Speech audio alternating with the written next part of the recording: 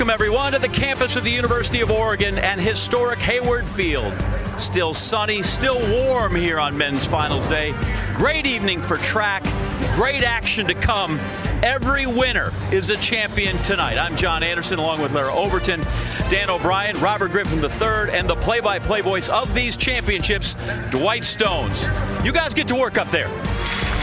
All right, John, you know we will. You'll be talking to the winners down there on the infield. Our first event of the evening, the 4x100 meter relay. There are the collegiate and meet records. LSU has the collegiate lead this year. They are in this race, but out in lane 9. In the center of the track, the Auburn Tigers, coached by Leroy Burrell. They will start in lane 6. 38-38 is what they've run this year. They were the runner-ups at the SEC.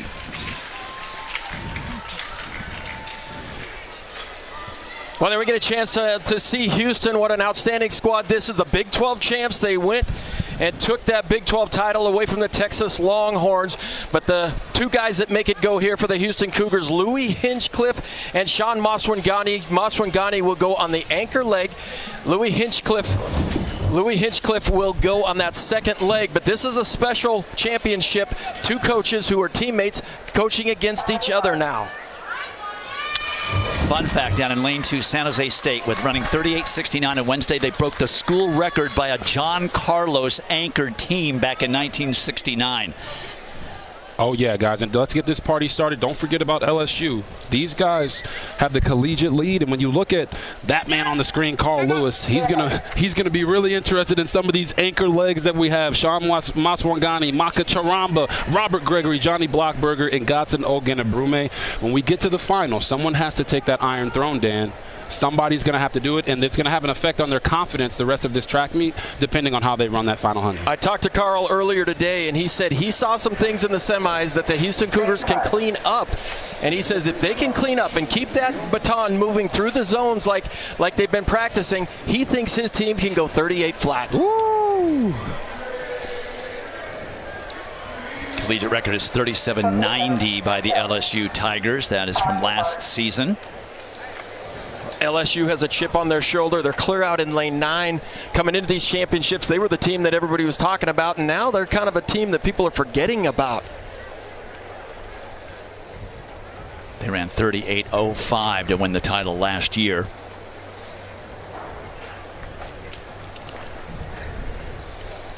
Florida knows how to win this title as well. They'll be up for the team title, but they're in lane 7. They always bode well here in the 4x100 meters.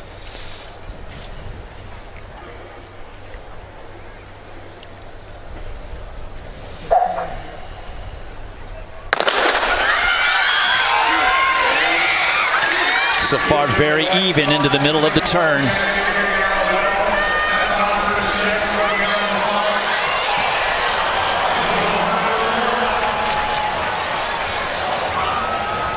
Welcome to everyone from the baseball game to the men's final day championships of the NCAA Track and Field Championships. This is the middle of the men's 4x100 relay, the first event of the day.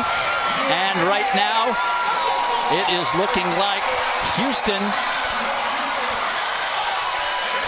Cougars and USC there in the middle. Lane 6, the Trojans. No, in 8, that was Houston, as I called it before. Auburn, sorry, looked like a big H on the front. Auburn winning the opening relay, and what a big boost that will give to their team title hopes. Coach Leroy Burrell, in just his second year down at Auburn, pulling off what some people might say a small upset, but not really, with the defending champs out in lane number 9. 38-34, that is a school record for Auburn, but 10 big points to open the meet. Well, a great start for the Auburn Tigers. Ken Harnden said he was really happy with these guys ran in the semis, and he said if they can replicate what they did in the semis in the finals, they're going to get the job done. It was Azim Fahmy on the first leg. And look at that. Oh, they stretched that out. Beautiful. And that's Kenyasola Ajayi. We'll see him in the 100-meter open. But the freshman on the back straight just absolutely murdered it. And then on that third leg, Dario Matau, the junior, look at the turn that he runs. A clear lead for the Auburn Tigers. And then it's the big fella, the guy who used to play rugby. He was an 8 on the rugby field. But here today, he is number 1. That's Big Maka. We're going to see him in the 200 meters later. Sean Maswangani bringing it home for the Houston Cougars in second place. Third fastest in collegiate history, 38.03, 200ths faster than LSU won last year. But it's not about the time. It is about the 10 points for the Auburn Tigers winning it. LSU, the reigning champions, defending champions, finishing second. Houston, third. Eugene, Oregon, when you're here, Hayward Field, unmistakable, but even more recognizable now with the Bowerman Tower anchoring turn 3 here at this historic track and field venue. 8 events done so far. USC leads with 21 points. They pick up a little there in the 4x1. Auburn's 10 in the 4x1 obviously gets them into the fight. 13 more events to come. Hello, everyone, and welcome officially to the 2024 NCAA Track and Field Championships. Tonight's meet, well, as you saw right there, it promises to be one of the closest team races ever. No less than 8 teams, not just fighting for the podium, but the top spot on the podium. It's going to be magnificent. I'm John Anderson alongside, I'm alongside nobody, okay? So Robert Griffin III, my brother in track, has abandoned me. He has gone upstairs and brought his insight and his energy to Dwight Stones, Dan O'Brien, and Lara Overton. But guys, I am not mad. I just gave his 4 daughters popsicles and permanent markers, and I said, hey, Pops is tied up for 2.5 hours. Just go amuse yourselves. Oh, John, listen, the track is hotter than the devil's armpit, so I had to get up here and hang out with this crew of amazing people. But thank you for everything you've done for the sport, man. You're phenomenal. And we're happy to have Robert with us for the 3rd year in a row. And I don't know that the Auburn win in the 4x100 relay sorts anything out in the final analysis, but I will tell you, Dan O'Brien, all the contending teams have one thing in common, and that is they are full of speed, and how do they utilize it today and where they place in their given events is going to make all the difference in the world. Well, let's look at those teams. Florida, Alabama, Houston, and Auburn. They're going to get their points. They have to perform well in those speed events, the 100, the 200, the 400, both hurdle events and both relay events. That's what they do have in common. What they don't have in common is a lot of those teams haven't won championships, but I'll tell you who has, the Florida Gators. They're here to win number 3 in a row, guys. They're here for 3-peat. And when you talk about teams that know how to win championships, you have to talk about Texas A&M. Pat Henry's men's program won 3 straight team outdoor titles, 2009 to 2011. They have finalists all across the track this evening, including 2 of them in what will be a thrilling 800-meter final headlined by collegiate leader Sam Whitmarsh for the Aggies. Guys, and when you look at this from a big picture perspective, USC might actually have a chance to win the team title for the men in the last year of the Pac-12 as we know it, which would certainly be a Trojan horse we weren't expecting at all. But when you come to this championship, these guys are all trying to be champions. They're having to put it all on the track right now, and I can't wait to cover this meet with you guys. It's going to be a blast. USC winning would be quite the irony with the conference going away as we get ready for event number 2 of the evening, the 1500. There are the collegiate and meet records. Colin Solomon is the collegiate leader. He is in this final. 12 finalists. 3 from the University of Washington, something we're getting very used to seeing lately, Laura. Yeah, Washington looking to continue their middle distance dominance. The trio they have in this field, they've won the last 4 mile and 1500 meter national titles. Nathan Green, who is in the thick of it, right there in the center of the pack. He's the reigning champion. Luke Hauser swept indoor mile titles in consecutive years, and Joe Wascom won this outdoors in 2022. But you mentioned, of course, Colin Solomon, the collegiate leader. Also, watch out for Adam Spencer of Washington, the Australian national champion. He is right in it as he is making the move up with that hip number 4 on his right side. And not surprising, they're going out a little on the slowish side. Typical championship pace.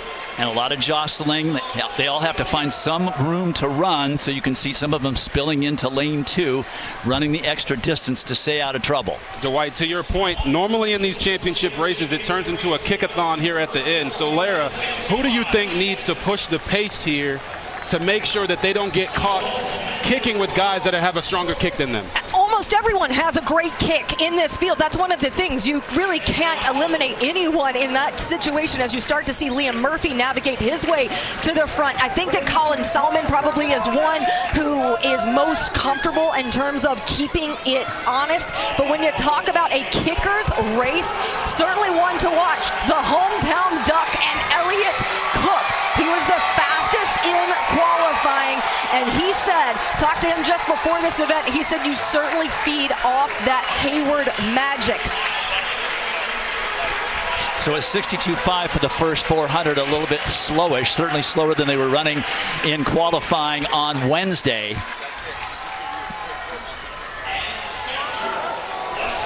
Luke Hauser now taking up the leading duties. He's 2 times the NCAA indoor mile champion for the Huskies. 2:04.5 at the 800, so just slightly faster on lap number 2. Anas Asai, you can see there with the Carolina on his chest, somewhere in the middle of the pack. Adam Spencer doing a great job of attaching himself to Luke Hauser. Spencer was second to Hauser indoors, a likely Paris Olympian to represent Australia, has the fastest personal best of anyone in this field, seeing a little bit of traffic in the back of the pack. That's one of the things that you run into, a risk that you raise in terms of that pedestrian pace. Now Joe Wascom is right up front as well with Anas Asai of South Carolina. Here comes the bell. Asai and Salmon right in the front. Salmon stays in the lead, now picking up the pace noticeably. The turnover really picking up as the athletes try to get in position for the final 300 meters of this race. Asai has a great closing kick. He's appeared in a world championship and in an Olympic Games. But can he get a national title? Colin Salmon looks incredible at this point. But Elliott Cook is also right there on the rail with Adam Spencer, as Salmon used too much energy for all that time he spent in the front. Salmon, Cook on the rail. Here comes Spencer. Wascom is there. This is going to be right to the wire. Joe Wascom on the outside breaks the heart of the Hayward faithful, out-leaning their junior, Elliott Cook of Oregon. Once again, a national champion run by a middle distance runner from Seattle. Closing in 52.6. Elliott Cook was right there alongside him. What a close.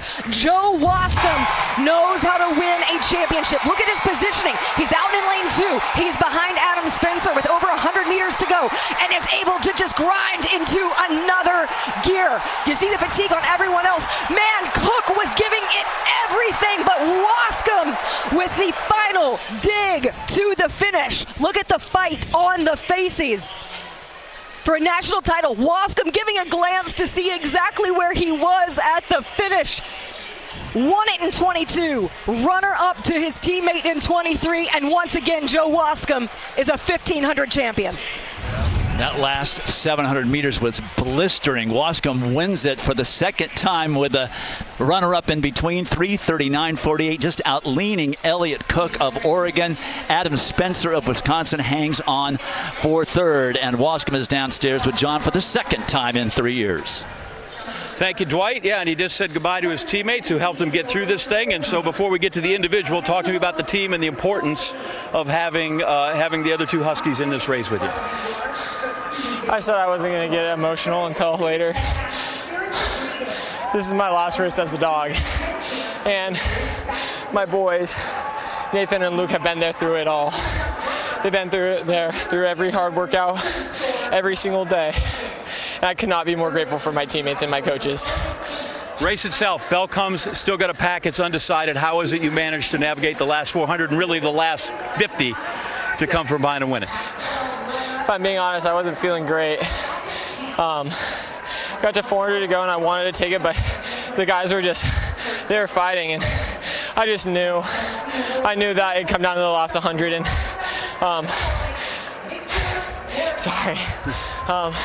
the Pac-12 championship, we let one get by, but we weren't going to let the streak die today. It's 5 in a row for the Dogs. I was going to say, the mile and the 1500, that's 5 in a row for the Purple guys in Washington. Congratulations, Joe. Thank you so much.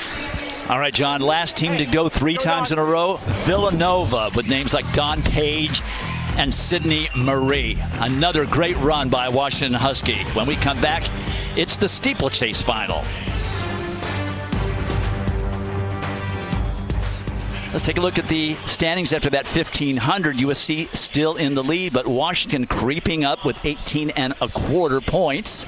So very close. Auburn there at 14. They had nobody in that 1500 meters. Wisconsin now in a tie for third. As we get ready for the next event on the track, 3,000 meter steeplechase final. 12 entries. There are the collegiate and meet records. Nathan Mountain, the collegiate leader, is in this final. Because it's an inside water jump. They start on the back stretch and will go by the water jump the first time without navigating it. There is Nathan Mountain, 2-time ACC steeplechase champ.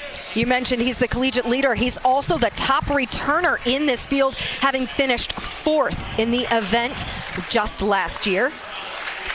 Significant PR for him this season to lead the nation with that 9:20 mark. And then Hakeem Abu-Zuhair for Eastern Kentucky, second fastest among collegians in the NCAA Division I so far this season. And his teammate, Ahmed Jaziri, won this event just 2 years ago. EKU's strong tradition of steepling. As well as BYU, who had the champion last year in Kenneth Rooks. James Corrigan, the Big 12 steeple champion. He'll look to get the Cougars back on top of the steeplechase. Your list of competitors is that you're ready to go to the line. Not ideal conditions for distance running this evening so far. Already still 81 degrees, I should say. Not a cloud in the sky. It's been a warm one today, the warmest of the 3 days so far. We're expecting lower temperatures and cloud cover tomorrow for the ladies' final. We mentioned Nathan Mountain. He has his teammate Yassine Sato in here as well, so great representation for their program.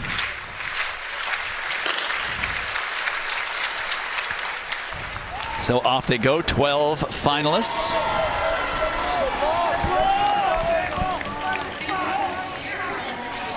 You can see with the sunglasses, there's a lot of glare down there on the track, a lot of glare up where we are as well until the sun goes down.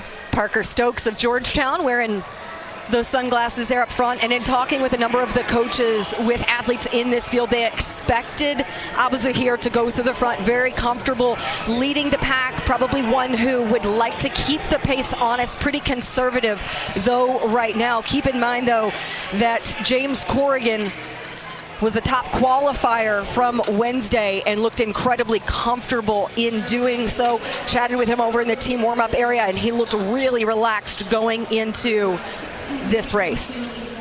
This year, it's probably just as wide open as it was last year when Kenneth Rooks of BYU won it. This is one of the few distance events in which there isn't a returning national champion in the field. Getting ready to navigate that water jump for the first time. They're in the middle of the far turn. And that'll be a little bit of a relief from the heat. Of course, warmer for them than it is for us down there on the track. So while we've got a second, let's step aside for a moment and get you caught up on some field event action that's in progress. Well, let's go over to the men's discus. This is Leo Neugebauer. He won the decathlon in stylish fashion yesterday, scoring 8,960 points. But one of his best events is the discus, and here he is competing in the open discus. This is his first round attempt. He has a 192-foot personal best, but in the first round, he would go 178 feet 6 inches and be in 8th position after the first 3 throws. But here's your leader after the first 3 throws, Michael Pinckney of UCLA. He would get things going in the 3rd round.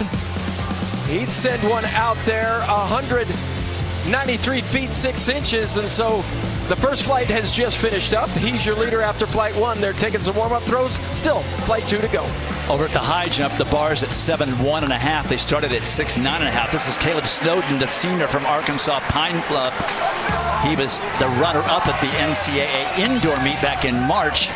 He clears easily on his first. There is the indoor champion, Romaine Beckford, the senior from Arkansas. His first attempt at 7.1.5. He's trying to win the NCAA double. He's over easily, and the bar will certainly go up from there. Of course, you can watch all the field events, every jump, every throw on ESPN+. 4 boxes of jumps and throws. As we get back to the steeplechase with 5 laps remaining, and we're just on sub 8:40 pace. They really have gone out sort of conservatively at this point. And with most of these athletes having run in the 8:20s, that's a really relaxed, comfortable pace. So you see Abu Zahir has gotten there up front. There are a lot of really strong finishers in this field who are going to be able to draw upon their kicks. Corrigan and Mountain, 2 of those. And you see Mountain moving up, sliding into that second position as they approach the water jump. Abu Zahir usually really efficient as a hurdler, and you can see he briskly gets out of the water to continue a little bit of a lead over the rest of the field. In talking with Vin Lanana of Virginia about the duo in this field, he said Nathan Mountain is just a good competitor. He's a really good athlete, and he's prepared well. All those factors together put him in position to compete at the highest level. And he has such an incredible range. A lot of guys might be primarily steeplechase specialists, but he runs the 1500. He's a really good 5K runner as well. Coach Lanana said he's not your prototypical steepler, but he can do other things and has the athleticism to be really strong in this event. And his teammate Yassine Soto has gotten on his shoulder.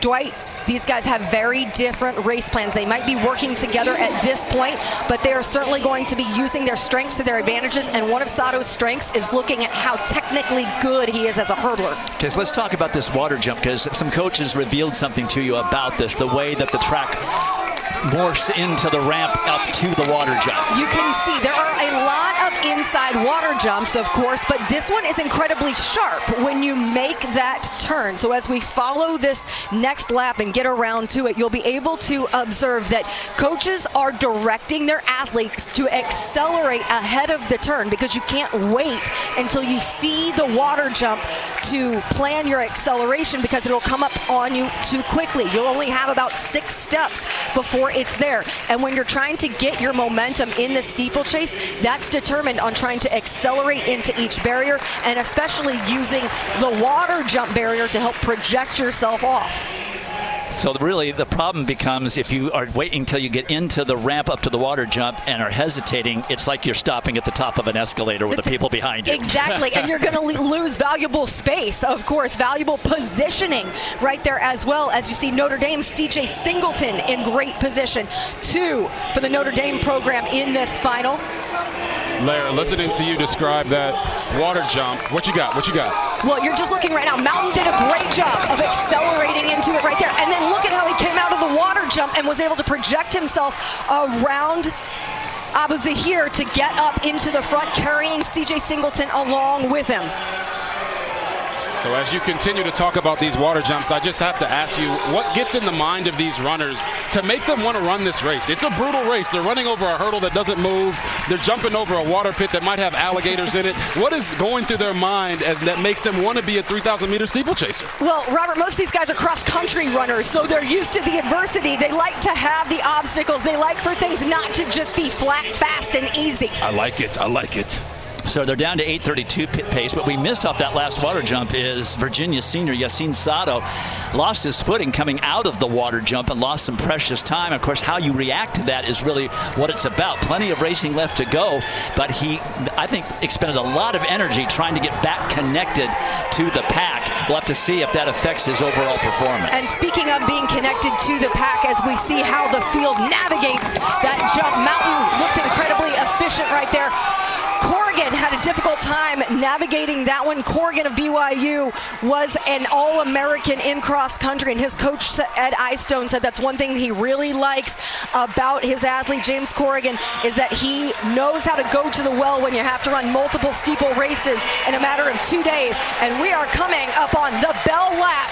That is Parker Stokes of Georgetown, Nathan Mountain of Virginia. And Tom Seitzer of Notre Dame also in the mix, along with Hakeem Abu-Zuhair of Eastern Kentucky, as of course the pace picks up because it was slow enough for these guys still to have quite a bit of run left in them. How they position themselves and how they take the barrier is going to have a lot to do with how they do it. CJ Singleton of Notre Dame, my mistake, not Tom Seitzer. He is in the mix right there with just the water jump and one barrier remaining in this race. Mountain has an incredible closing kick too as well. Let's see. The advantage could be determined here. That was a rough water jump for Nathan Mountain. Parker Stokes looking incredibly strong coming off the turn. Mountain almost took a header off of that water jump. Here comes Stokes with a head of steam. Does he have enough left to hold off Mountain? Mountain doesn't seem to have an answer. It's Stokes, Mountain, and Gable Sipierda of Iowa State, who we never mentioned, never saw. He timed his kick perfectly to get on the podium in third place. 8:24.58. They really picked things up over the last couple of laps. That's faster than last year's winner at 8:26. Stokes wins it over Mountain and Sipierda, with Abu-Zuhair back in fourth. The last time this NCAA championship was here in 2022, Parker Stokes was third. You think that was on his mind as he took that last water jump after a third place finish 2 years ago? And you can see Mountain just loses his composure coming out of the water jump. Stokes has that great long stride, projects himself off of the barrier and quickly bounces right out. That gives him all the momentum to charge to the finish line. His PR came in the championship race 2 years ago when he was top three, and there is no one above him this year. Parker Stokes, your steeplechase champion. Raising the arms in celebration. There is the rest of the field coming in. And the last time a Georgetown Hoya won this particular event at the NCAA Championships is in 1972, Joe Lucas. So 52 years later, Parker Stokes, the senior from Georgetown, pulls it off, took advantage of the bad last water jump of Nathan Mountain and turned it into an NCAA championship. He wins it over Nathan Mountain, with Gable Sipierda finishing third. Well, next we get onto the straightaway, where we can gauge what's happening with the wind, and we can also get into a series of speed events. The guys in the 110-meter hurdles are next. Ice hockey, one of the few NCAA championships the Pac-12 has never won, right? That's a short list. Also a short list, number of schools left in the Pac-12 after this sports season. Like, it's hard to miscount two: Oregon State and Washington State. Conference realignment's what it's all about. Well, that's just a polite way of saying conferences are breaking up because they got to chase football money all over the place. And then you have the Big 12 and the Big 10 and the AC gobbling up Pac-12 schools. Stanford and Cal, they're on the Atlantic Coast Conference. I've seen a map. That's the wrong ocean. It's not just stupid geographically, it's sad and stupid. But my goodness, what a legacy in the sport of track and field left by the Conference of Champions. R.I.P. Bill Walton. USC, the most men's track and field titles, 26, maybe a 27th coming. Stanford, UCLA, USC, 1, 2, and 3 all time, with more than 100 for each of those. And the athletes, my goodness, we can only list 10 here, but you can multiply that by like 25 just to get an idea how great the conference was in track and field. One of those, like current USC coach and Trojan Olympic gold medalist Quincy Watts. Well, this being the last year in terms of the Pac-12 not being in existence anymore for the NCAAs and USC, it's a time to reflect. It's a time to reflect when I was a student athlete actually at USC when it was the Pac-10. So there's a lot of memories here, a lot of great memories being in this particular conference, and now moving on to the Big Ten. It's a moment that you cherish, but it's a moment that we have to move on. And so we're excited to move on, but at the same time, there's a lot of great memories that we're leaving in the past. Well, I certainly remember my 1 year at UCLA, 72 as a freshman. I won the conference meet. It was the Pac-8 then, and we went on. We lost the Pac-8 to USC, but we went on to crush everyone at the NCAA meet right here at Hayward Field. It was a great moment for me. Track and field is a team sport at the college level, so it's something I really enjoyed. Well, and the Pac-12, the Pac-10, certainly I spent a lot of time coaching at Washington State University and Arizona State University. And what I think about that conference is just the heated rivalries. It is UCLA and USC and the big game, between Stanford and Cal. But Washington coming into Hayward Field here, beating the Ducks, or the Ducks beating them in a dual meet. Washington State as well. Just the Apple Cup, and certainly the Civil War. Those are memories that we're gonna have forever. Growing up here on the West Coast, it was all about the Pac-12. All right, we need to update you on some points here. USC now with just a 3/4 of a point lead over Washington. You might know that they had more points earlier. They had 21. Well, there was some realignment after that 4x100 relay as 3 teams were disqualified. We are not certain if it's lane violations, baton, past the zone. We don't know what, but Arizona, San Jose State, and USC all 0 points in that 4x100 relay, the opening event. Now, sticks are up. 110 hurdles on the track. The collegiate and meet record, both by Olympic silver medalist and 3-time world champion Grant Holloway when we were lucky enough to have him at Florida. And Jacoby Tharp, the fabulous freshman from Auburn. He is the collegiate leader, and man, a lot of weight on his shoulders for his Leroy Burrell coach team. They are off to the races after that 4x1 relay victory, and he is the favorite here in the hurdles. And yeah, Dwight, he is special. I mean, he wasn't the first to the first hurdle in the semifinal because he switched from 7 steps to 8 steps to set him up better for the rest of the race. But he's got beautiful technique, and if he can get to that first hurdle with everyone paired with his finish, he might be able to drop below 13.0 today. Well, he's just so smooth, and he's just a freshman. And he says, Ken Harden says he relishes the championship lights there. There we see Devion Wilson, the senior from Houston. Carl Lewis says he has not lost a race, and I believe it since NCAA's last season, and he's yet to see him poorly execute a championship event. He is so steady. He doesn't panic. He'll close on anybody. He was a little rugged in that semifinal race, but he came off the track. Coach Drew Fucci, he told Coach Drew Fucci, he said, I can run better than that. There's Johnny Brackens. He was 4th in the long jump. If USC's going to have a chance, he needs to score well. He's clear on he's in one of the inside lanes, and Joanna Hayes said that's good for Johnny because he won't get sidetracked with everything that's going on in the middle of the race. He can really concentrate on himself. And Johnny does an amazing job of making that transition from jumping to hurdling, because everyone at home, we do not jump hurdles, we run them. 9 finalists, 8 score. Wilson in 4, Tharp in 5, Brackens in 7. Don't forget about Darius Luff of Nebraska in 6. He always manages to get in the mix.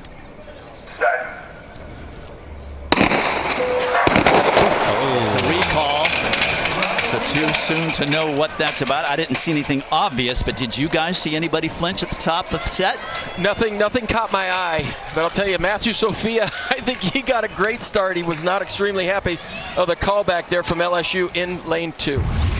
Let's see if we can notice anything.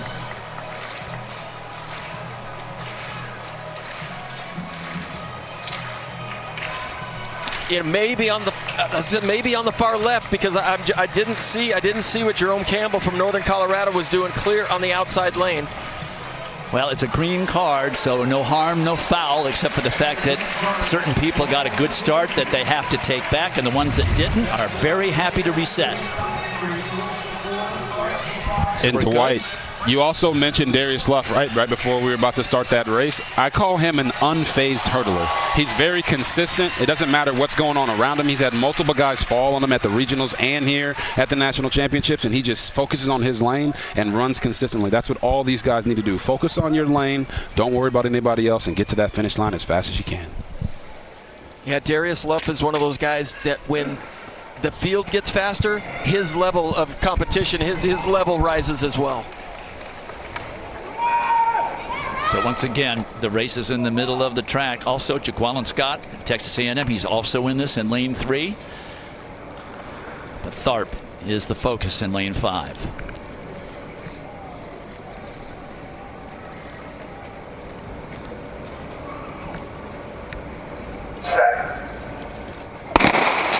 Tharp with a good start. Also, Devion Wilson got out well, as did Luff. Luff running well, as is Wilson. Waiting for Tharp to make the move. Darius Luff is running this thing, and he's going to win it! Darius Luff, the senior from Nebraska. He is always in it, and this time to win it. We talked about it. Best. It before the race, Dwight. Darius Luff, unfazed hurdler.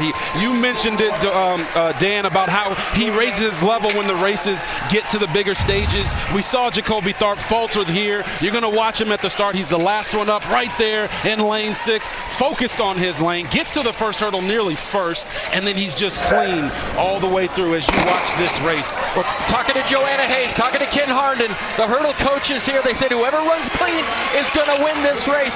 And clean is fast. Look at Love. He is just absolutely perfect. He got the edge. And Jacoby Tharp, what a comeback for the freshman. He just got behind at the start a little bit. Looked like Devion Wilson was going to be in there. He smashes the 7th hurdle. He's able to come back a little bit. But look at Love bring the gold home for the Nebraska Cornhuskers. And he's right there on the left side of your screen. He wasn't worried about the rest of the guys faltering. He said, hey, man, sorry for beating you. It's all Luff. I'm a national champion, baby. Nebraska has never won this event. 13-19 with basically no win. It's the number 8 time in the world so far. Jacoby Tharp, I thought he was going to catch him off the last hurdle. Didn't have enough. The fabulous freshman ends up the runner-up. And Jaqueline Scott, who I mentioned just before the gun for Texas A&M, ends up 3rd. And the surprise winner to everyone but RG3 and me is downstairs with John. He's a Lincoln native. Awesome. He is from Lincoln, Nebraska. He is a champ.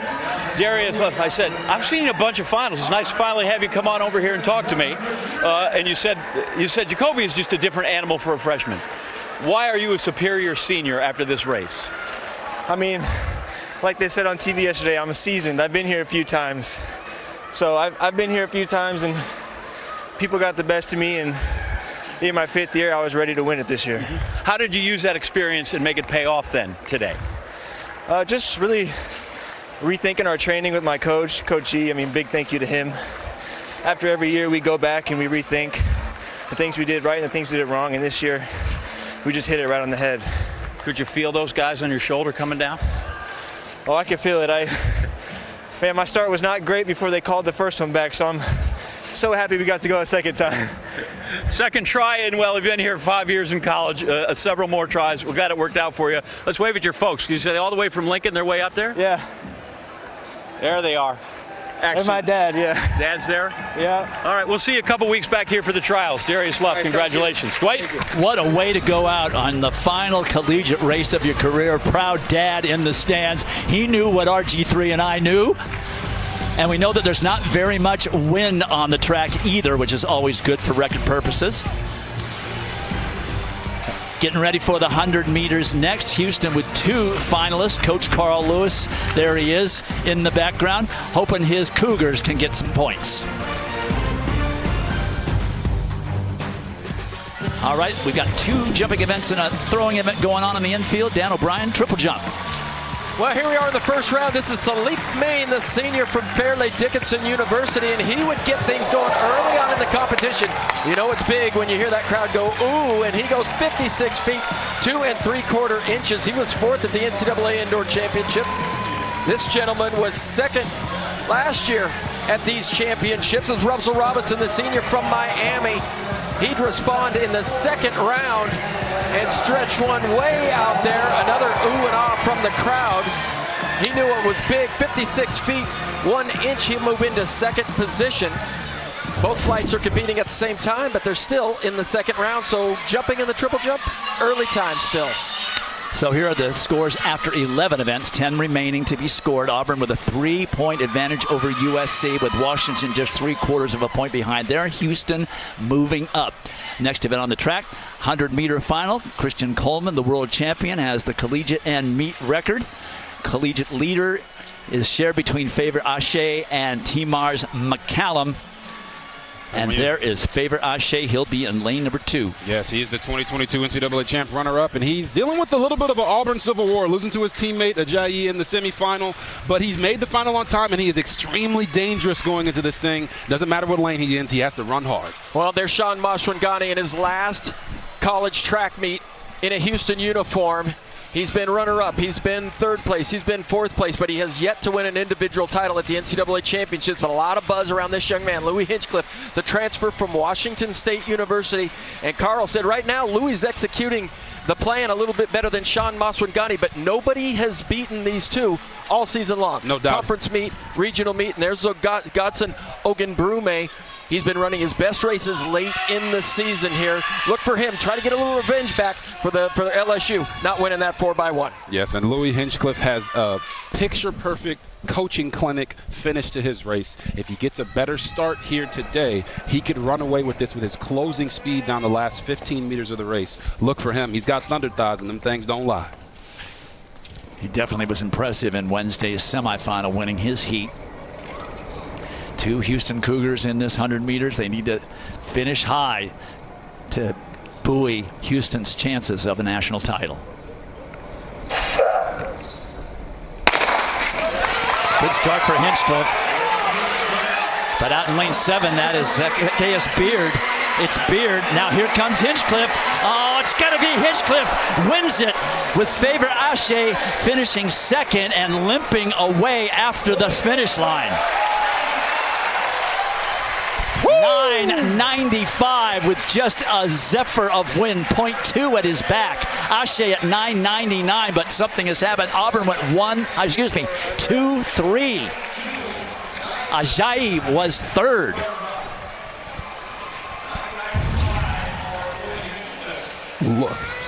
Look at that finish. Hinchcliffe running through the finish line like it's a brick wall. You see him get his shoulders across first. Favor Ashe kind of looked like he got a little injured there at the end, but was able to hold on and get 2nd with his teammate Ajayi coming in 3rd. Amazing run, and you're going to see it right here. We talked about Hinchcliffe getting that start. Watch him dig. He's not winning at 30 meters. He's not winning at 60 meters, but when he gets to the finish, look at his shoulders. He's pushing the track away and run that bad boy down. And just like who used to do it? Like Carl Lewis did it late in those races, and nobody probably in that race is more familiar with this setting than Louis Hinchcliffe and all the time that he spent at Washington State University. Hinchcliffe wins it. He is from Great Britain, just a sophomore at Houston. Favor Ashe manages to get across the line. Auburn goes 2-3 for 14 points for the Tigers, but it's all about the sophomore from Houston, and he's with John. Thank you, Dwight. 9:95, Louis, and first to the line. Take us through your race, start to finish. I just got out hard. It was kind of level. I felt everyone was level. So I think I saw like some people ahead in lane 3, but I just literally gave everything. The form probably wasn't the best, but I just gave everything to get to that line. Dwight mentioned you weren't leading at 30, you weren't leading at 40. How do you stay patient and let that race come to you? It takes a lot of practice, probably just a lot of experience as well. At first, it was difficult to stay patient, but over time, experience, you sort of trust it more. Who wins the race between you and Carl Lewis? I'm not gonna answer that one. Depends. We got better equipment, spikes now, so okay. I don't know. Maybe he might run faster in backspikes or something. Well, he's in his 60s now. This is the time to get him. Louis, congratulations. Thank you. Thanks. Very good. Dwight. All right, John, number 5 time in British history, number 6 time in British history for Louis Hinchcliffe, and he may be looking at a team berth to Paris later in the summer. All right, let's check in with a little high jump action. The bar now at 2 meters 20, 7.2.5. This is Harvard freshman Tito Alofe, the Ivy League champion, and with this clearance, with a little brush on the way over, that's a lifetime best for the young man from Harvard. Bar stays the same height. We saw Caleb Snowden the first time around with his clearance at 7.1.5. Bar's up an inch from there, 7.2.5. And he's over with the slightest brush. No wind down there, so not terrible to be hitting the bar today. And then here's Romaine Beckford. He has to be considered the favorite, the indoor champion, jumped higher than anybody else in college this year. From Arkansas, the senior, easily over on his first attempt at 7.2.5. So the bar will continue to go up as we take a look at the men's standings after that 100 meters. And Auburn now out to an 8.5-point lead over Houston. And we talked about those two teams, Leroy Burrell and Carl Lewis, 1 and 2 after 12 events. As we get ready now for the 400 meters. Collegiate record held by Michael. This is the 800 meter. The collegiate record is Michael Norman, who ran 43.61. That is also the meet record. And he also has the stadium record at 43.56. Christopher Morales-Williams, who was in this final from Canada, he has the best time in the world this year, 44.05. He ran that earlier in the season. He also had the best ever run indoors. There are the records. Morales-Williams running that when he won the SEC championships down in Gainesville a month ago. I had a chance to talk to Coach Carol Gilbert-Smith, coach at Georgia. She is, think about the 400 meter runner she's coached in her career. But I said, all right, yesterday I said, what does CMW do in the finals? And she said, lets it all hang out. He just lets it go. Christopher Morales-Williams, CMW, he's run very controlled races at the regional meet. I think he's given some people some hope. Very controlled race here in the semifinals. Now watch him really open up. He'll get to the 200 mark inside of 22.8, 22.7. And there is his dad in the stands today. And it's great that he is here. So it's such great stories listening about him taking Christopher Morales-Williams out to the field so he could train during COVID in the snow, and he brought him along just in case he fell down or hit his head or something. But he's getting the chance to see his son. And CMW needs to go out hard, because if he gives this man, Ahmad Robinson, a chance to run him down, he certainly will do it. He's got a small frame, but he's got game, and he's run down a lot of people in both the open 4 and the 4x400 meter relay. And of course, you can't forget about Johnny Blockberger from USC. Yeah, Johnny Blockberger, he was home last year with a really bad hamstring injury, but he's won the Pac-12 3 times in a row, and he would love to follow in Quincy Watts' footsteps, win an NCAA title here. But Johnny Blockberger, he'll be on the outside. So the fast guys, 6, 7, and 8. And keep an eye on Justin Robinson from ASU out there in 9. Johnny Blockberger has this ability to just go to another level when he needs to. And don't forget about lane 5. Samuel Ogazi, the 18-year-old, has been running like the Tide all year. He is a big, tall, high stepper. If he gets to that last 100, he has a chance to win this bad boy with the rest of these guys. Well, our prediction is a sub 44, and the wind is definitely cooperating. There's almost no wind here in the stadium. That's an advantage for these 400-meter runners. CMW in 6, Blockberger in 7, Robinson in 8. Well, good start for Blockberger. Look, he got out early, and these 400-meter runners, they got to get out fast in the first 60 meters and establish the rhythm so that they can stand up nice and tall on the back straight. Right now, Ahmad Robinson, Johnny Blockberger, and Christopher Morales-Williams all running evenly. A little move by Blockberger now in the far turn, but here comes CMW. Ogazi also trying to make a move. Oh, it's going to be a showdown in this last 100, guys. Blockberger and Robinson off first, but this is where CMW shines. Here comes Samuel Ogazi, and now Judson Lincoln the 4th. CMW holds him off, and he wins it. It's a photo for second. I'm giving it to Samuel Ogazi, the fabulous freshman from Alabama. 44.47. I'm surprised at the time, to be honest. The competition was there and conditions were ideal. But you know what? The time doesn't matter. It's the win that matters. Well, at CMW said it was great to win an indoor national title, but the outdoor title is the one I want. He is on his way to Paris. He's going to represent Canada in this year's Olympic Games. I see his dad making his way down. Going to celebrate with him. But what a run by CMW. His dad, Raul, from Ecuador, lives in Canada. He is here tonight, made the trip. He has raised Christopher since his mother passed away at just 15 months old. The emotion of what has built to this moment for the family of Christopher Morales-Williams.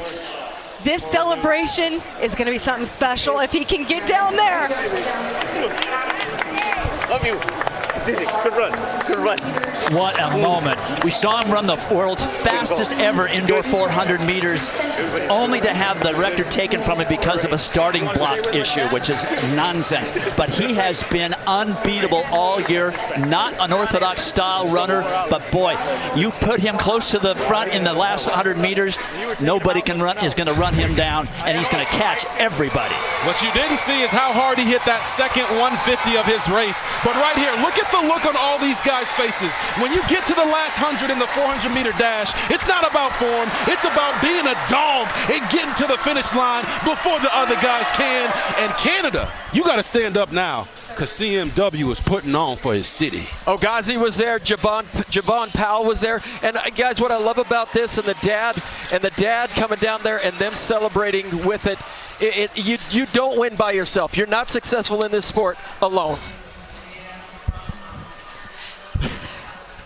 The delayed celebration, waiting for confirmation of the victory. Dan, you said it, no one does it alone. These victories are for their team. These victories are for their programs. They are for their families. Yes, they are. First ever 400 meter for Georgia. CMW, Christopher Morales-Williams, just a sophomore at Georgia, certainly an Olympian for Canada, the winner of the 400, and he's downstairs with John.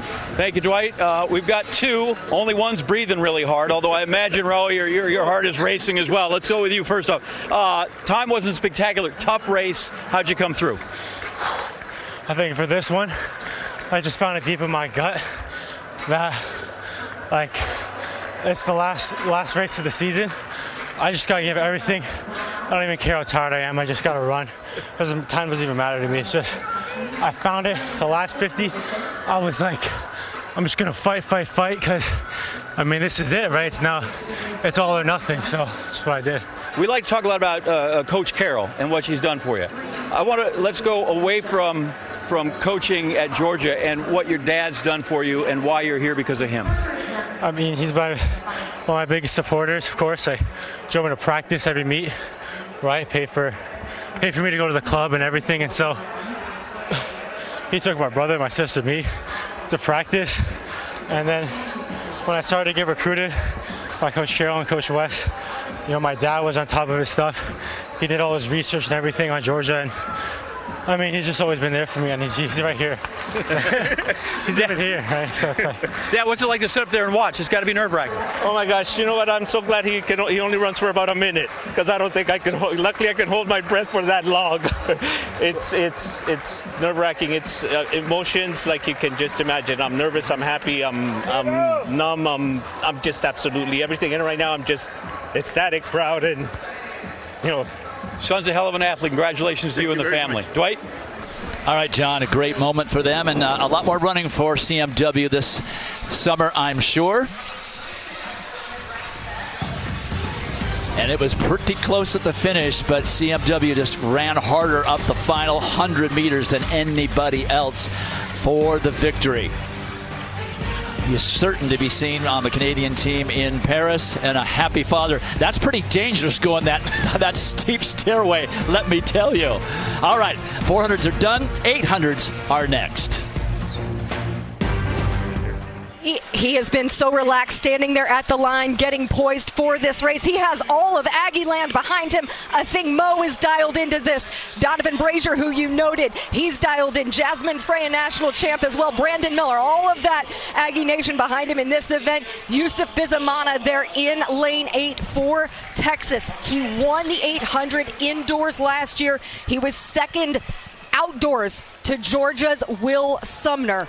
He is certainly one vying to get another title, and everyone is saying watch out for Shane Cohen. He is one of the most dangerous guys in the final 300 meters of this race, looking to put himself in contention for a title for Virginia. I'm curious to see how quickly it goes out. We saw some pretty slow first 400s in Wednesday's qualifying. Conditions are ideal for this race. It's never slow with Clemson's Therese Roden in the field. He bolts all the way out to the front, just like he is up front right there. Yusuf Bizamana happy to go in there and settle in with him. And then you also have Nicholas Plant of Virginia Tech there in the black. 24.5 for the first 200 for Roden. Whitmarsh right in the middle of the pack, about 5th at this point of the 9 runners in the final.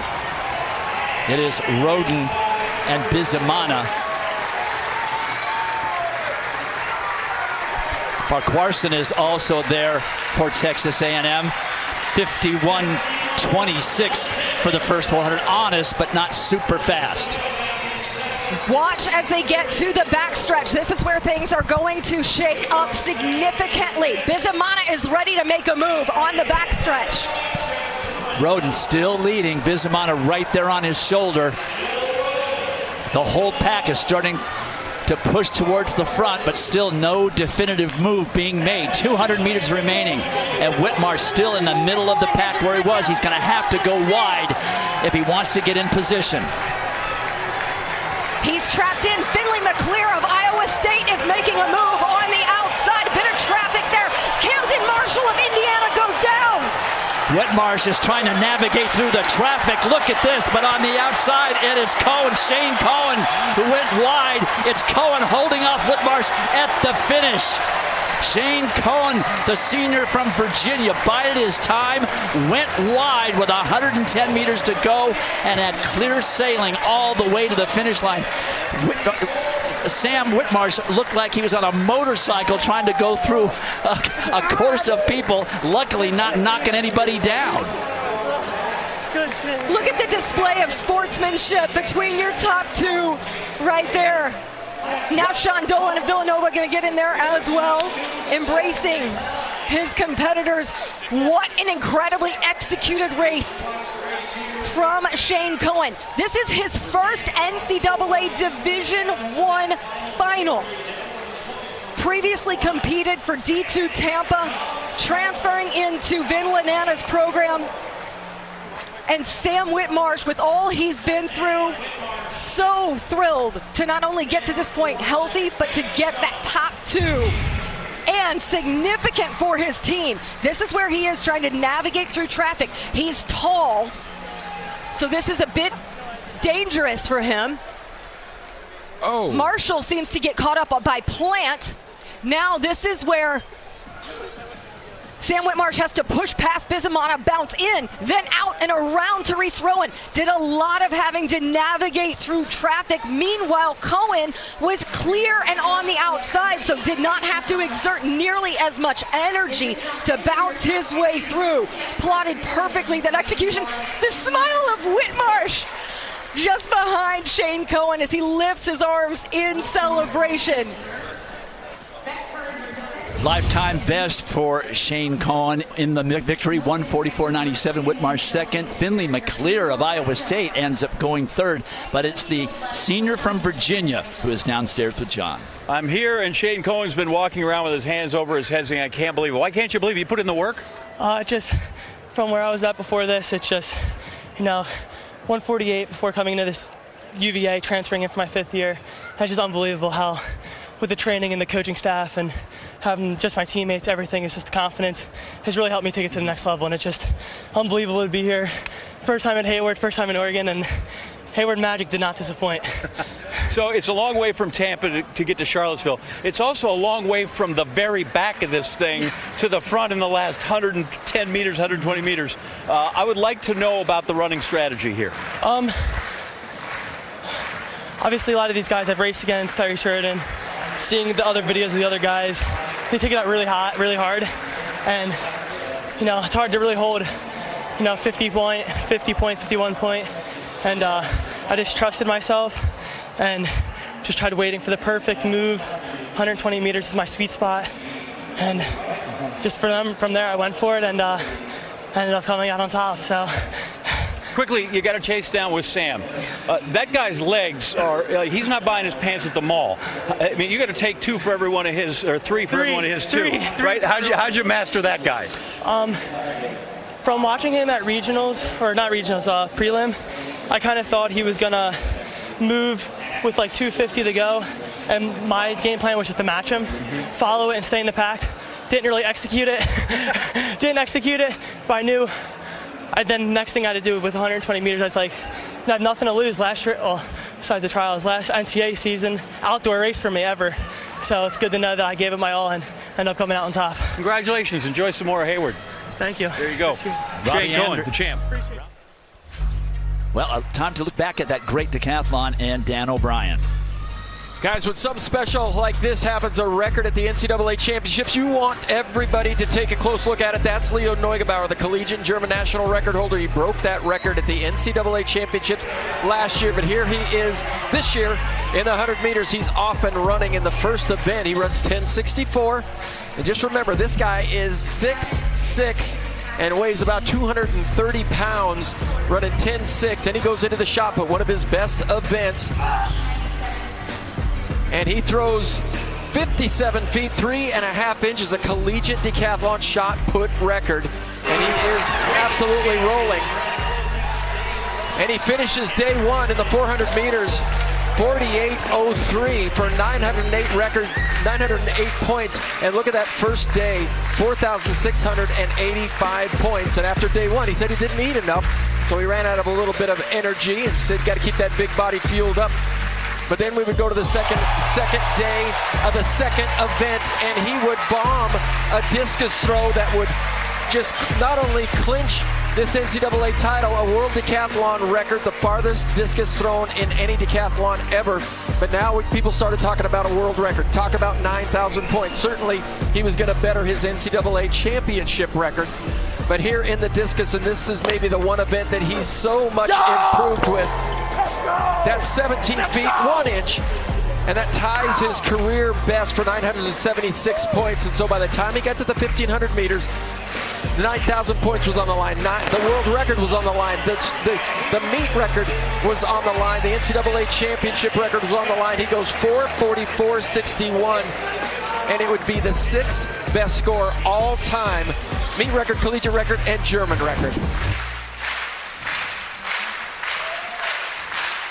Well, with the conclusion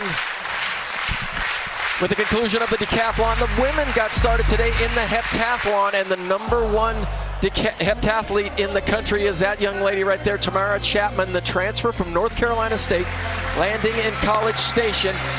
This is her first event as she gets her campaign underway. The women's heptathlon 100-meter hurdles, heat 1. There you see Avery Anderson of Colorado blazing away on the outside, but Tamara Chapman, she would take heat 1, 13:40, and she would get a personal best. Great way to start any multi-event competition. This is Christine Bazavica, the senior from Texas, her final competition in a Texas uniform. She would go in heat 3. Running really well. Look at her close over the last couple of hurdles. And she would go 13:36, a little bit faster than Tamara Chapman, and she would run a personal best. A great way for her to get started. This Jaden O'Brien, two-time indoor pentathlon champion. And talking to her coach, Rodney Zudowick, he said he finally got her down from graduation season, parties and speaking engagements and families visiting. He said it's time to go to business. And she went to business on the inside. She was in heat 4. She's looking as strong as ever as she gets to the finish line. She runs 13:35 and a personal best for her. And the ladies were off and running in the heptathlon. All right, ready for the next event on the track, the 400 hurdles. Rai Benjamin is the collegiate record and meet record set right on this track in 2018. And Chris Robinson, the man there, the defending champion, he has the fastest time in the country. This year he'll be in lane number 8. Well, and he said it well in the soundbite. He said he knew when he won that NCAA title there was going to be a big target on his back, and he's been running well all season long. He's used that as motivation. But right now, this young man, he's number 2 ranked in the United States behind Rai Benjamin. He's got a shot at making the Olympic team. And if you're not looking at Chris Robinson, you're looking at Nathaniel Ezekiel from Baylor, two-time Big 12 champion in the 400 hurdles. He was 3rd last year. He has everything he needs to pull off the win. He just has to put himself in position to do that. Ezekiel stands for God is strong, and he has to be the strongest down the stretch to win. Well, the guy that ran the fastest 400-meter hurdle race all season long, Clement Ducos, finalist of the French Championships, but he is almost a shoo-in to be a Paris Olympian.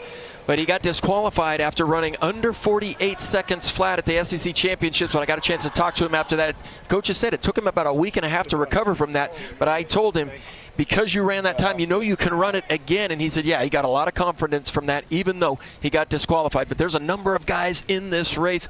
Look at the two-time NCAA champions in there, down there in lane 4. Sean Burrell, you never know what you're going to get from him. And Oscar Edlin, along with Caleb Dean, the Texas Tech Red Raiders, they're looking to score some points here in the 400-meter hurdles as well. Huge event for Alabama with Corday Long also in this final for the Crimson Tide. Corday Long came on late last season for the NCAA runner-up position. It's easy to know who's in the leads. Whoever goes over the hurdle first. It's a big advantage for Ducot to have Chris Robinson out in front of him. Ducot's out.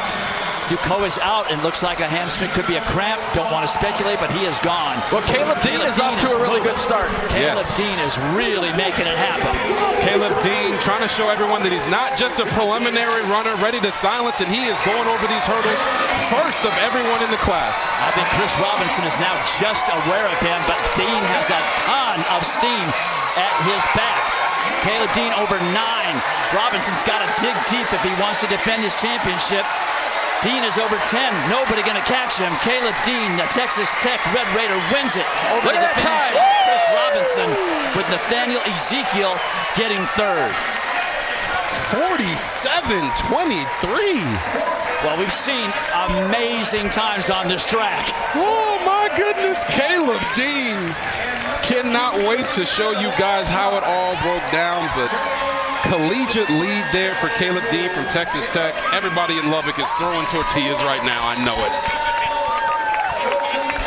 it. It's not like Chris Robinson didn't run well. 300's off his lifetime best, but he was lapped by Caleb Dean in that straightaway. Well, Caleb Dean says notice this is the number 2 fastest run in the 400-meter hurdles in history. Only Ry Benjamin at the collegiate ranks has run faster than Caleb Dean, and he really attacked this race with a vengeance. You can see it really in that first 100 meters, but we just hope that that young man right there, Clement Ducos, is going to be okay, because he's got maybe some bigger things ahead of him this summer, but it was sad to see him go out. But the crown goes to Caleb Dean.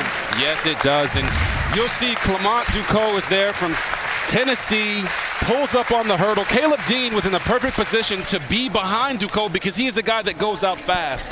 But Caleb Dean is lean, he's mean, and right here in the finish, you could see it in his eyes. Hey, just get over, get back down to sprinting. Don't allow last year's reigning champion to reel you in. Let the competition know that they are in the Dean's Oval Office, as he is now a national champion. Well, you really start thinking about what can he do at the Olympic trials now. He puts himself in the mix. Now he's the number 2. He's the number 2 American in the U.S. You look at Ry Benjamin and look at some of these other guys. Trevor Bassett. If I were Trevor Bassett, boy, I'd be going to work in the next couple of weeks, because there's some college guys coming to get those spots on the Paris Olympic team. And so the names of guys that have run faster this year in the world are guys like Allison DeSantos and Karsten Warholm. Those are the in the same conversation with. He wins it at 47-23. Chris Robinson ran a great race, ends up second. Nathaniel Ezekiel is third, and Caleb Dean downstairs with John. Well, actually, I'm going to get down here with Caleb Dean if I could. This thing works.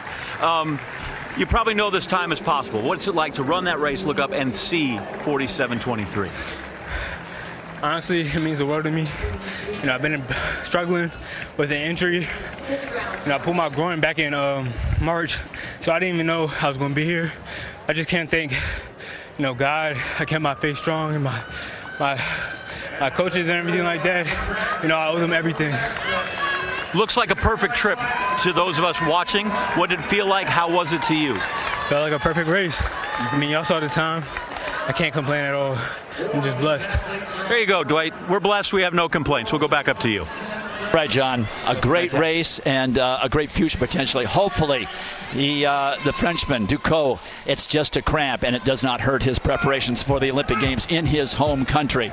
All right, when we come back, more speed. It's the 200 when we return to Hayward. Over to Dan for the heptathlon high jump. Well, the ladies move to the south side of this stadium. This is Christina Blazovic, the senior from Texas. The high jump is an area that she has struggled at in the past, but she was on today as she gets over 5'8 3/4 on her first attempt. And she would quickly get off that pit and celebrate. But here is one of your favorite coming in here. She's scored over 6,100 points this season. Tamara Chapman, the senior from Texas A&M, and she'd gone her second attempt, go 5'11 1/4 for an all-time personal best. And here's Charity Huffnagel. She was the NCAA champ while at Ball State in the high jump, so you knew she was going to high jump well.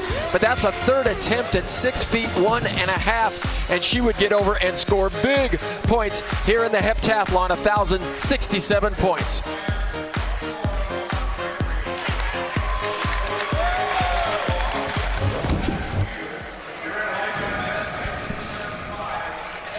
So here are the records for the men's 200 meters. You might notice we haven't updated the standings. That's because we've got a race under review, so we will get that to you when we clear that up. Walter Dick still the collegiate record holder, Divine Ododuru the meet record, and Tarsis Oragat, the man with the socks. He has the best time in the country this year. If we get a good shot of what he's got on today, he had SpongeBob SquarePants on Wednesday. I think it's the Hulk. Yeah, it looks that's indicative of the mentality coming into the 200 final. 100% Tarsis Oragat, the sock man. I am also the sock man, so I can appreciate the fact that he likes the Incredible Hulk, which is the best Avenger, by the way. And also he wears Captain America and Sonic, and he can fly like him too, guys. 7 of the 9 guys in this race have a PB that's sub 20, and I believe they're going to have to run sub 20 to win today. Well, the coaches have been talking. They said while the 100 meters and the 400 meter hurdles are going to get kind of the hype and all the looks, the 200 meters may be one of the strongest 200 meter fields ever assembled. Look at the PRs of these guys. There's Wanye McCoy. And just another scoring opportunity for Florida. He finished 5th in the 100 meters, but he and Robert Gregory now really are the 2 guys that can make Florida go for the national team title. And Florida Gators are trying to go for 3 in a row. And there's a young man. He had a phenomenal semifinal run there, and I have to apologize. I said that the young man from Ramapo, New Jersey, and I said that he was a JUCO there, but he wasn't. That was a Division III, so sorry for all the folks out there from Ramapo. But Chekna Traore, tremendous runner out there from Penn State in lane 6. He's going to be inside Tarsis Oragat, but the goal that Blaine Wiley said, the Alabama coach said, the goal for Tarsis Oragat is to get out strong and not see anybody. Pass the guy to your right and don't see anybody on your left. It's a good strategy. Maka Charamba down in lane 3 for Auburn. This is their last chance, the Tigers, to score in this meet. They do not have anyone in the remaining events, meaning the 5,000, and they do not have a 4x400 relay in the meet. So this is it. You can't miss Oragat, lane 7. He's got the headband on, plus the Hulk socks. Chekna Traore out very well, running a great turn. It's Traore leading off the turn. Saminu on the outside. I thought he might win the 100. It is Traore. No one's going to catch him. Traore wins it. And second is going to be Robert Gregory. That is big, big for the Gators. That Robert Gregory, the senior, in his last race, before the 4x400, of course, is able to get through, and 8 points for the Gators in second. Let's see where Wanye McCoy finished. Charamba in 5th, so that's 4 points for Auburn. That's all they'll get for the remainder of the meet. Well, Chekna Traore, he came onto our radar indoors in the indoor 200 meter. He was the runner-up, but he was a top qualifier on Wednesday, just outside of 20 flat, 20:02. He tied the number 2 time this season in the semifinals, but look at him, high stepping, head back, leaning too far back, doing a lot of things wrong, but man, it is just straight up fast. He celebrates a little bit early, so who knows, maybe he could have run 1993. Arms kind of flying all over the place, but fast is fast, and he just was determined. You could see heart and determination will go a long way sometimes against good technique.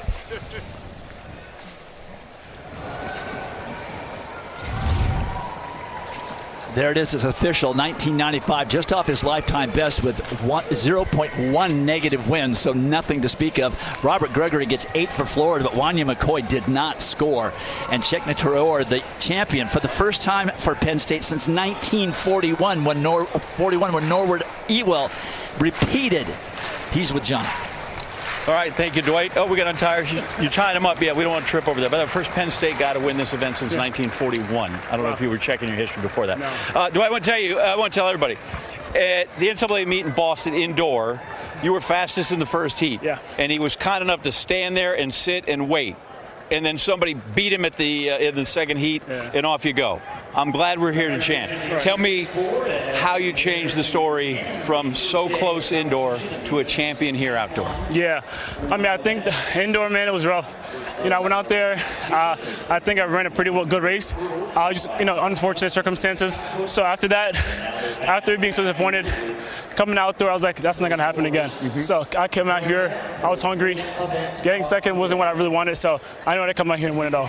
So many of those guys in that heat, right? Like you've got a lot of talent. How did you measure out the race and keep an eye on who you were watching? Right. Biggest thing was on my outside, the guy on my outside had to make sure I ate him up as soon as possible, really. That was the biggest thing. So once I made the stagger up in him, it was all about just staying relaxed and staying calm on the last 100, because those guys aren't catching me in the last 100. Because once I start rolling up there, it's pretty much over.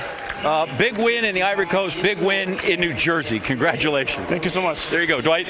All right, John, yes, you mentioned that he does represent the Ivory Coast internationally, so likely a Paris Olympian for that small country. But right now, he's an NCAA champion. Update on the heptathlon next.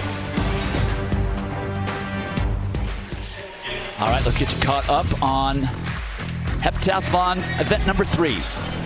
Well, the ladies would move over to the shot put ring, and here's Tamara Chapman, an outstanding shot putter, the senior from Texas A&M. Huge improvement for her since transferring over from North Carolina State, coached by Mario Centena, who won an NCAA title while at LSU. Here's Annika Williams from Oregon. She was the final qualifier to get into this field, and it just happened to be that she was one of the Oregon athletes to get in. She's just a junior. On her second attempt, she would go big. 47.7 and a quarter for a personal best.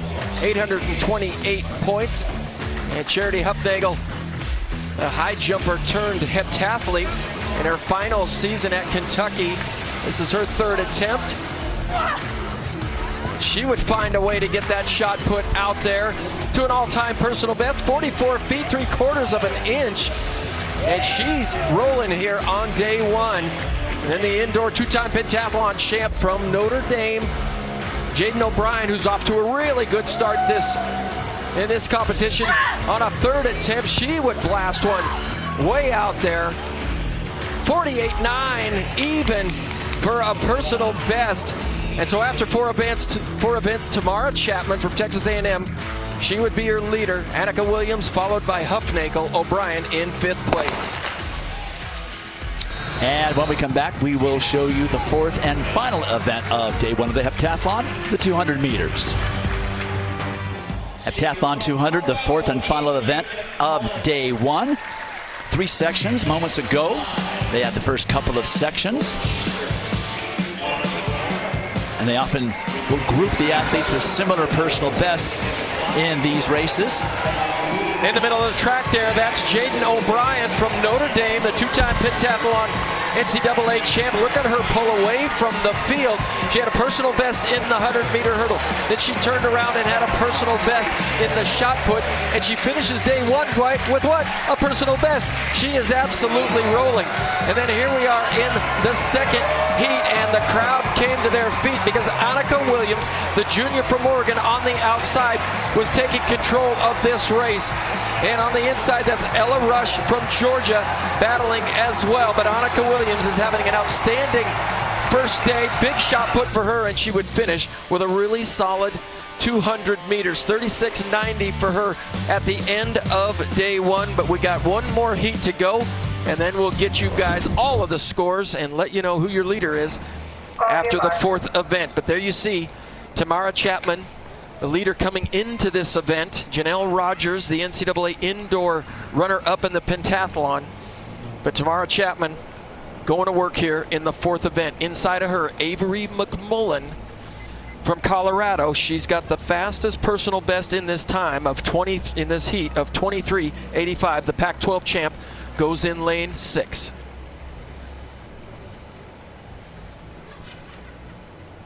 No wind to speak of in the stadium on this day, which made it even warmer for these athletes. So keying on the middle of the track in lane 6, Avery McMullen with the best time on paper. Big event for Tamara Chapman to try and extend her lead. This is Junior Thomas. Thomas is going to win this section. The Texas A&M senior, 23:53, and that is a lifetime best in the 200, corrected to 23:57 with no wind at all. Janelle Rogers ends up getting second in 23:60, very tight there at the finish. Izzy Gudros was third. Tamara Chapman ended up fourth with 24:18, and that is also a lifetime best for the leader after 4 events, the leader at the end of the first day. Test. Here are the updated team standings with just 2 events left, the 5,000 meters and the 4x4. Auburn's done scoring. They have no more entries. They've got 40. They're in the clubhouse. But Florida's got more, does have a 4x400 relay. Alabama is right there 3 points back. USC is right there. This thing is not over, and it's definitely going back down to the 4x400 relay as we get ready now for the men's 5,000. The collegiate record holder is Abdulman Noor of Northern Arizona, and a Northern Arizona athlete in this race. Cooper Tier with the meet record, and there is Nico Young. He is the man of the hour. He's got the collegiate record in the 5,000 and the 10,000 meters. He opted to run here in the 5,000. Nico headlining a field of 4 athletes who have all won NCAA individual titles in the last calendar year. He won those 2 titles indoors in the 3,000 and the 5,000. He's also first collegian ever to break 13 minutes in the 5K. Did that early in the year indoors back in January. And then we have Kai Robinson, the defending champion at 5,000. He swept the 10,000 and 5,000 meter titles last year in Austin, opting only to run the 5,000 in this championship. And right next to him, the man who won the 10K title just 2 nights ago, Hobtum Samuel of New Mexico. And here is a look at how this wild race unfolded. Very tactical early on, and then they all got bunched up as this race was breaking open with just a few laps to go. That is Patrick Kiprop of Arkansas, who takes the worst of it. Hobtum Samuel goes down, but is able to bounce right back up, put himself into the thick of it. Look at the fight for Hobtum Samuel to become the first freshman to win the men's 10,000 meter titles, and a guy really popular around Oregon, Edward Cheserek. King Ches. Yeah, everybody knows the king here at Hayward Field. 24 finalists in this 5,000 meters. We'll show you the list of competitors. It is still very warm here in Eugene as the sun goes down late out here up around the 45th parallel.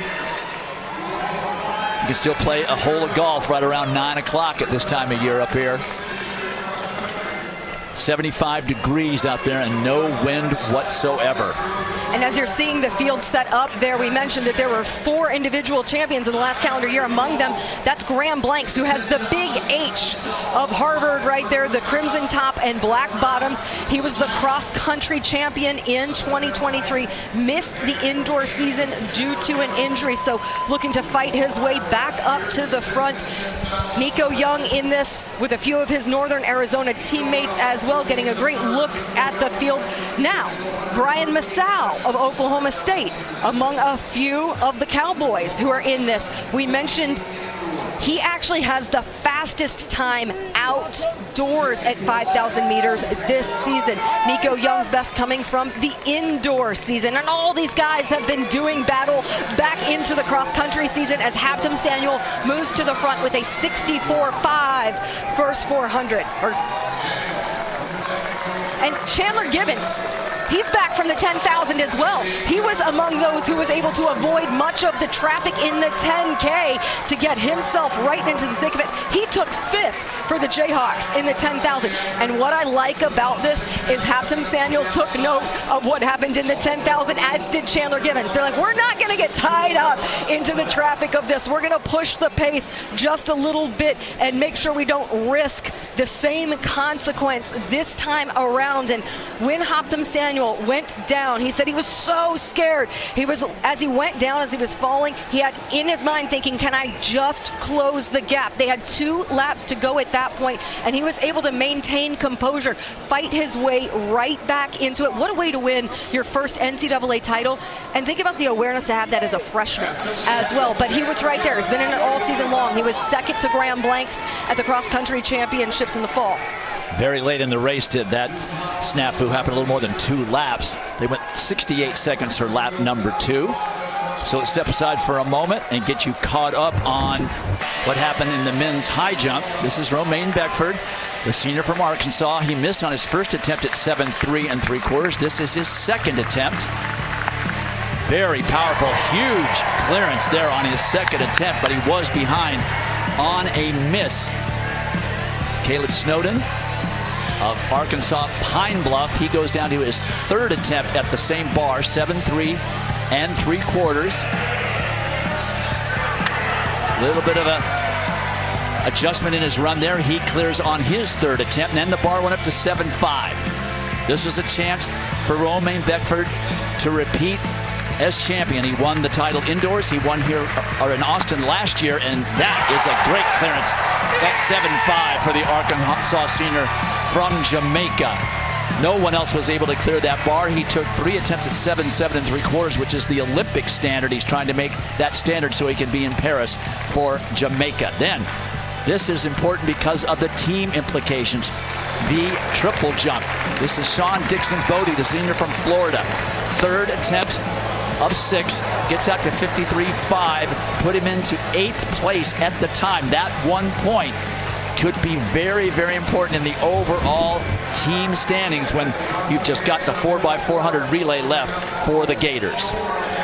Things have slowed in the last 2 laps. They've now gone to 68 and then 68.5 for the 2 most recent 400-meter laps. They're now on 13:57. They were right about 13:48 pace, so far off that meet record pace. But Dwight, part of the reason you're seeing this play strategically is because a lot of these athletes are thinking, of course, more tactically and about position more so than pace. And then you also, a lot of them maybe not doing the double in the 10,000 and the 5, Kai Robinson among them, because they have farther goals even beyond the NCAA season. They're going to race 1 race here at the NCAA championships because they're also trying to qualify to represent their countries and vie for bids to the Olympic Games in Paris.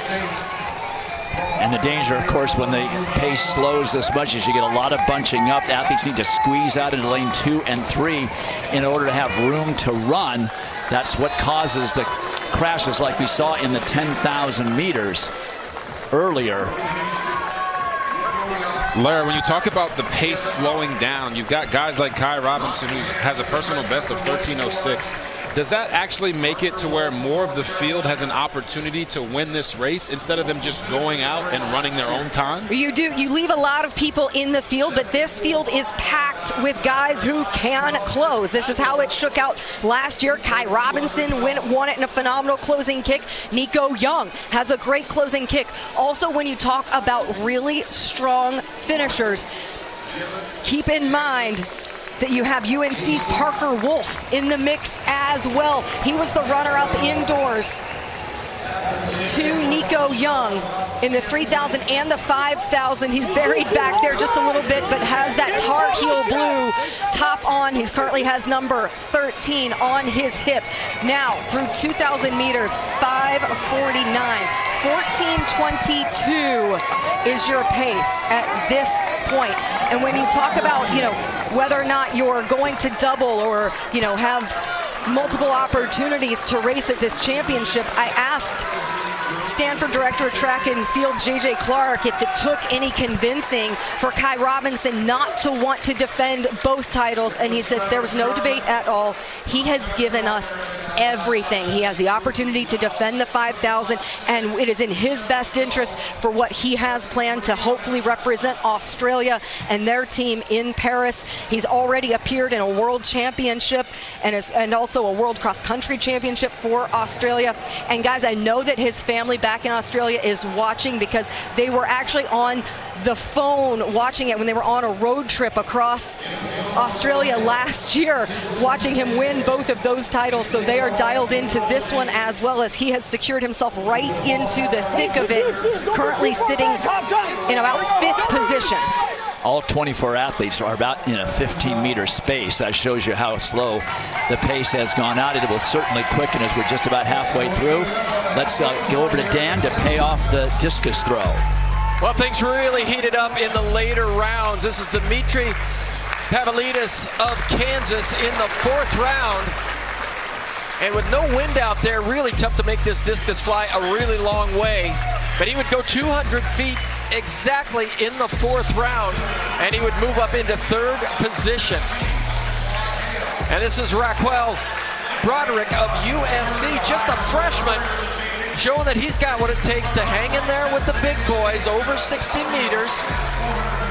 And in the 6th round, he would secure that 2nd place position. That would be his best throw of the day, 202 feet 8 inches. But here is your leader, Francois Prinsloo.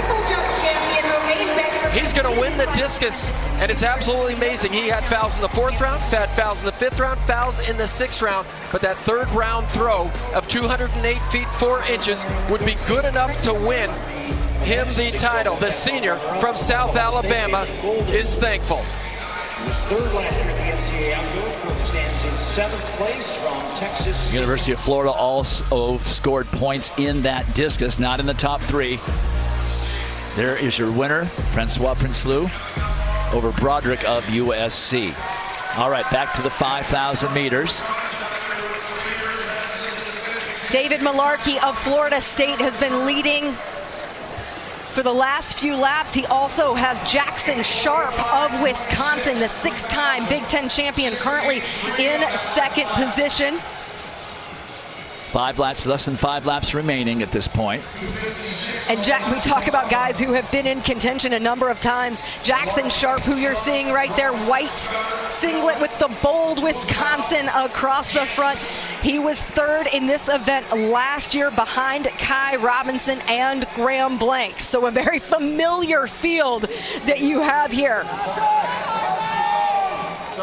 And again, almost the entire field encompassed within 15 meters, 24 athletes. And look at that, you have all the Northern Arizona. That trio right there is all into the middle of the pack. A lot of athletes running extra distance to stay out of trouble. Larry, you talked about some of these guys, picking between where they're going to run the 10,000 or the 5,000. Do you have any insight on what Nico Young might actually run at the Olympic trials? I don't know if they want to get that out there yet. I don't know. I mean, I think he's going to I'll say he's going to give himself options, right? He's going to give himself options. Yeah, they have quickened things now, 72 now to 68 and 68. My gut instinct, Robert, I don't know. I'd like to see him in the 5,000 is what I'll say. Like that's what I would vie for. And it looks like the pace has actually picked up a little bit. David from Florida State said, cut the malarkey. We got to get this bad boy rolling. Indeed he did. He's been up there doing lead duties for quite a while to this point. Jackson Sharp looking really strong, like the way that he has stayed out of trouble. Kai Robinson knows this position all so well, and Nico Young is a bit in the catbird seat at this point. Since setting that collegiate record in the 10,000 to open the outdoor season, he's been doing a ton of speed work, dropped down in distance. He's done some 800s and some 1500s. You see Nico Young there with that kind of ombre NAU jersey, fighting his way just behind Kai Robinson.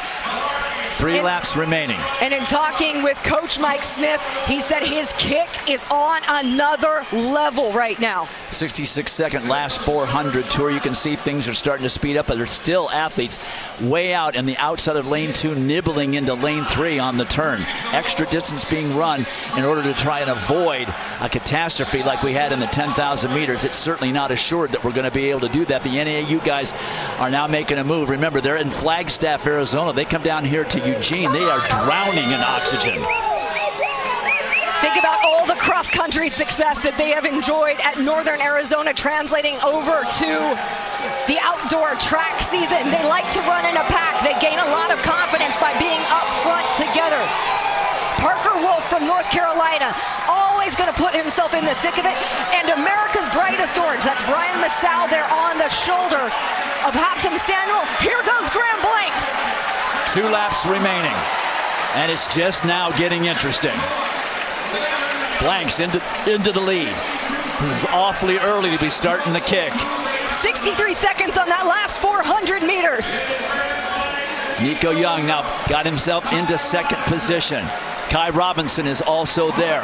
Parker Wolf and Massau of Oklahoma State. After missing the indoor season due to injury, we really don't know where Graham Blanks is right now. His coach Alex Gibby says this is really going to be trial by fire. We have not been battle tested yet. We are continuing though to sharpen up. How sharp is Graham Blanks? How sharp is Nico Young? How sharp is Kai Robinson? Harvard has never won this event. It's a pack of 5 now as they're coming to the bell. Blanks, Wolf, Young, Robinson, Massau. 57 last 400. They're getting serious now.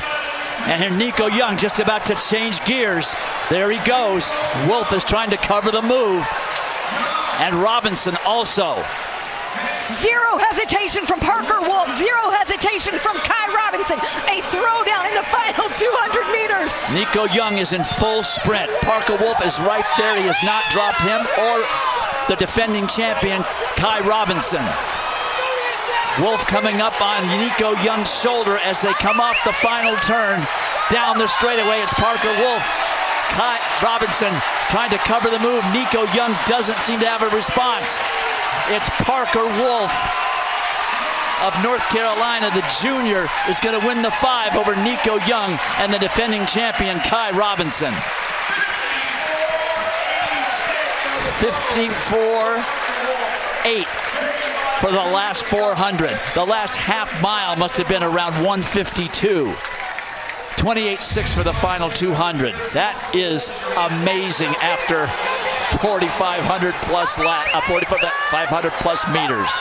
He had the immediate response on the backstretch to go and attach himself, get carried through, and kicks in, digging, fighting all the way to the finish. One glance over the shoulder. In celebration, a chip on his shoulder coming into the outdoor season after 2 runner-up finishes indoors. Parker Wolf, a first-time NCAA champion. First time a North Carolina athlete has run this event at the NCAA championships. The time, of course, is inconsequential as they went out so slowly and didn't really get things going until about 1,000 meters to go. Wolf wins it over Nico Young, the collegiate record holder, and Kai Robinson, the defending champion. Oh, something. I'm cramping up real bad too. Woo. So we got to put a commercial break in if you want to. So we just have 1 running event left and 1 field event, the triple jump. To wrap it up, here's Dan. All right, let's put a bow on this triple jump. This is Russell Robinson. He was the NCAA runner-up last year, the senior from Miami. On his 5th attempt, he would stretch one out there to an all-time personal best, 50 56.5. And he didn't want to finish in second again, but he would. But the day belonged to the Northeast Conference champion. This guy has won Northeast Conference titles 10 different times. Salif Monnier, the senior from Fairleigh Dickinson, on his sixth jump, he only goes 55.3 1/4, but it was that first round jump of 56.2 3/4, which won him the title. He swept the indoor long jump and outdoor long jump titles in the Northeast Conference, both in the triple jump and the long jump. And here today, he is an NCAA champion, guys, and a 1/4 inch separated first from second place. And Sean Dixon Bodie, guys, from Florida, he would get up for 8th place and one important point for the Florida Gators. So here are the standings going into the final event. Auburn does not have a 4x400 team in the race, but Florida, Alabama, and USC all do. There's too many mathematical scenarios to even go through. Let's just show you the race after this break, and we'll sort it out after they've run. The 4x4, the final event is next. Well, we just saw Parker Wolf win the 5,000 meters, and he's downstairs with John Anderson. Gracious enough to stick around for a little bit after his effort in the 5K, Parker Wolf. We've seen you high finish at cross country. We've seen you second indoor at 3 and 5. What was the difference in this group of very familiar runners that allowed you to be first in a national champ? I mean, we've been working on it all year, just practicing that last 400. And, I think indoors we weren't as sharp as we are now. And we just accumulated all that work over the fall and the spring, and it just came to fruition on the right day. So what's it like when you finally cross that line? You go, everybody else behind me? It's awesome. I haven't gotten this feeling yet, and it's pretty amazing. Can't complain. Congratulations. Dwight? All right, John. The men's 4x400 relay, the last event on the track, and as we predicted, the team title coming down to this final race. Florida dominant in this race. Collegiate and meet record holders. Arkansas has the best time in the country this year, but this meet tends to bring out the best in all the teams that are running it, especially if they're in contention. Alabama, the Crimson Tide, has run 2:59.06. This year, they'll be in lane 5. There is their lineup. 3 seniors and a freshman. That freshman, pretty good. Scored high in the 400. Yes, he did. Second place with a personal best of 44.52. They've also got Chris Robinson running that first leg, who came second in the 400 hurdles. And on the anchor, that Caleb McRae. He didn't make the final in the 400, so he might be running with the point to prove. But I believe if Alabama wins this bad boy in here, there's a chance they put themselves in position to win. Well, and that's the thing. Any of these teams that have 42 or 45 points, if they outright win the 4x400 meter relay, they would get 10 and they would pass. They would be able to pass Auburn. But there you see Florida. They're going with Raheem Hales, Javon Powell, Rios Prude, and then Genoa McKeever. And this is a lighter lineup for Florida. They would love to have run Wanye McCoy in there, and certainly maybe even Robert Gregory. But both of those guys just didn't look quite right after the 200 meters. So this is going to be a tough go for the Florida Gators in lane 7. And here we see USC. Look at that lineup. William Jones, that's last year's Pac-12 champion. He, in the 400 meters, he's had some injury trouble, but he's coming in healthy here. Gave him a big boost in the semifinals the other day. Jacob Andrews, Darius Rainey, and then Johnny Blockberger, finishing 4th in the 400 meters. He'll anchor it for the Trojans. And let's not forget, the Trojans gave 2 points back on a DQ in the 4x100 relay. If they win this thing and add 2 more, what might have happened? There are the lane assignments. There are the 9 teams in the final. Arkansas not in the teen hunt once again this year. But they can be spoilers. They can win this thing and make it really super interesting from a point standpoint. But Arkansas, they ran themselves into an SEC title. And I talked to Coach Buck and Doug Case today, and I said, I've never seen you guys so excited. You guys always have won a lot of SEC championships, but winning that SEC title in the manner that they did in the 4x4 was absolutely amazing. And we'll see Lance Lang in the 4x400 Swiss Army Sprinter. For Arkansas. Tom Lewis and Rich Benoit have their slide rules out to figure out exactly how this is going to shake out once we see. Of course, anything can happen. You got lane violations, you got drop batons, you got passing out of the zone. Tons of stuff can happen in this final event. We love it when the national title comes down to this final race. From the inside, Arizona State, Tennessee, Texas. Then Southern Cal, Alabama, Texas A&M on the outside, Florida, Arkansas, LSU. They stay in the lanes through the entire first leg, pass the baton, outgoing runner goes through the first turn, then breaks for the pole on the back stretch. Well, a good run out there from Texas A&M. That's Javon O'Brien. Texas A&M always fields a fantastic team. Even when they don't get a lot of qualifiers into a big meet, they manage to run fast each and every year. Texas A&M going well, and then right behind them, Chris Robinson. He's got to make a move here if he wants to get Alabama clear. Robinson, the runner-up in the 400 hurdles with a near lifetime best.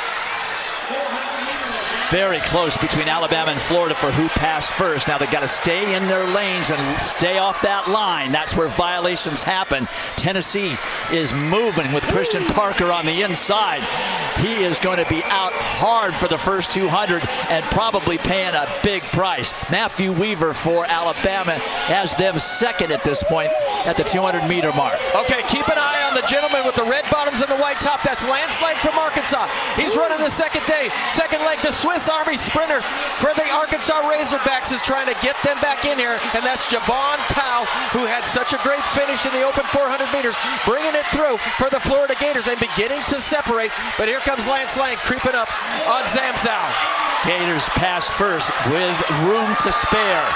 That is Rios Prude for them on the third carry. 44.6 for Javon Powell to put the Gators in front. Dan, I don't think I've ever seen a guy running lane 3 on the curve like Lance Lang just did to get his Arkansas team in position. Well, a tough call here for the freshman on the third leg for the Florida Gators. A lot on the line. Texas A&M making a move to get closer to the Gators. Arkansas is also there with Stephen McElroy for the Razorbacks. Florida still in the lead, but here comes A&M.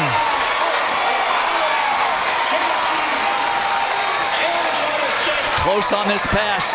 Gators pass first. A very good pass for them between Prude and Genoa McKeever. And A&M is right there with Ahmad Robinson running the anchor for them, and for Arkansas, it's James Benson Jr. And Ahmad Robinson, he is a rundown specialist. If he gets this thing close coming into the final 100 meters, watch his head start to bobbing, and he's going to try to push his way past the Florida runner. A&M is not in the team hunt, but they can certainly make things interesting with the math. Ahmad Robinson getting positioned to make a move on the junior from Florida, Genoa McKeever, and the crowd loves it. The Aggies. And here comes Arkansas. This could be huge. These 2 points could make a big difference. It's A&M, Arkansas, Florida. So Florida with 6 points. But they were ahead of Alabama and USC. If there's no DQs, that means they win by 1 point over Auburn with 41 points. And look at that time, 2:58.82 for the Razorbacks. 43-2 for Ahmad Robinson. He just dropped a huge one. 43-2 for Arkansas's anchor James Benson II, one of the fastest relay carries in history. And A&M, 200s behind that at 43-2. Unbelievable, but not, because that's what happens in the final event at the NCAA championships when the team title is on the line. Florida is celebrating. We've got to make certain that there is no yellow flag anywhere, no possible protest. Let's take a look back. Here is the first exchange. Okay, first exchange. TJ Tomljanovic for Arkansas to Lance Lang. Good exchanges all the way around here. Here's where things were getting a little bit dicey. There you see Tennessee on the inside, Florida in that second position. It's tough when you're in that third or second position. You have to wait for your runner to come in here. Nobody went down, just a little bit of stumbles there. That's pretty good for a second exchange. But there we get a chance to see Stephen McElroy of Arkansas pass in third position to James Benson II. But here's Ahmad Robinson. Take it away, Robert. What do you got? Ahmad Robinson. There's certain guys that just run better with a baton in their hand. Think of Darrell Williamson back at Baylor. Look at him. The form ain't great. The head is bobbing, but his determination is there. And Ahmad Robinson takes A&M to a championship in the 4x400 meter relay, and they get to play spoiler from these other teams. I got to tell you, the only thing I saw was maybe some interference by the Florida second runner after he passed the baton. Alabama had to kind of maneuver around him. He was standing there in the middle of the track where he doesn't belong. Other than that, that's all I saw. Whew. Yes, it was the second exchange on the replay. A&M wins it with 258-37. Arkansas second, Florida third. It is confirmed. No protest, no yellow flag. Florida, with that third place finish, beats Auburn by 1 point. As a result of that third place finish in the 4x400 relay. 41 for Florida, Auburn at 40, USC, which finished only 8th, 1 point in that 4x4, third with 33. What an amazing finish. There it is. It's official. So close, and one of the lowest scores ever to win the team title because so many teams are right in there. Look at that, 6th place, 7th place for Arkansas with 30 points. All those teams in the 30s. If Auburn could have just managed a 4x4 team. But Florida finds a way to make it. It's a three-peat for the Gators. In a year where a lot of things didn't go right for the Florida Gators, we saw Wanye McCoy pull up in the indoors in the 200 meters. He did not look 100% at this meet. Then we go to the Gainesville for the SEC Outdoor Championships, and Arkansas, sneaks away. And I don't think Florida competed up to their abilities at home at the SEC Championships. But we say they're always more set up for the national championship. They are not an SEC team that's going to overpower you with numbers. They've won it, but they're not going to do what Arkansas does, and that's score in every different area. But here at the NCAA Championships, it takes a really good group, and they certainly believe. And you talked to Coach Holloway before this event even started, and he just says, hey, man, we're just going to do what we do. And what they do is they go out there, they compete at a very high level, but everybody contributes as well. They don't really count on one guy. And I would say Wanye McCoy was going to be the biggest difference today. And honestly, it was the other guys who stepped in. And like Javon Powell fought so hard in that last 100 meters for the points he got in that 400. And whether it's Sean Dixon Bodie, Parvez Khan didn't get through. And we thought, okay, there go the Gators. They can't win this thing. Yeah, well, Wanye McCoy, no points in the 200, finished 9th. Just got a 5th in the 100, but Robert Gregory came through with a runner-up in that 200. That they had to hang on to that 4x400 relay 3rd spot. If they'd gotten down one more, it would have been a tie. They would have shared the title. So getting all the teammates together for the Florida Gators for the 3rd time. It was here 2 years ago, then Austin last year, then back here at Hayward Field in an Olympic year. Lots of implications for these young athletes as to what might happen for them in the future. The Olympic trials start in a couple of weeks right back here in Eugene. Now, a lot of foreign athletes who we will see in Paris. But now it's time for the presentation. We go downstairs to the infield and John Anderson. Thank you, Dwight Stones. Thank you, Paul Swangard. Thank you, everybody who is here today at Hayward Field to witness yet another championship for the Florida Gators. What a great crowd. Hayward magic showing itself through 21 events on the men's side. Now to present the championship trophy from the NCAA Track and Field Tournament Committee is Mr. Blake Bolden. On behalf of the NCAA Track and Field and Cross Country Committee, we want to congratulate Coach Mike Holloway and the University of Florida Gators.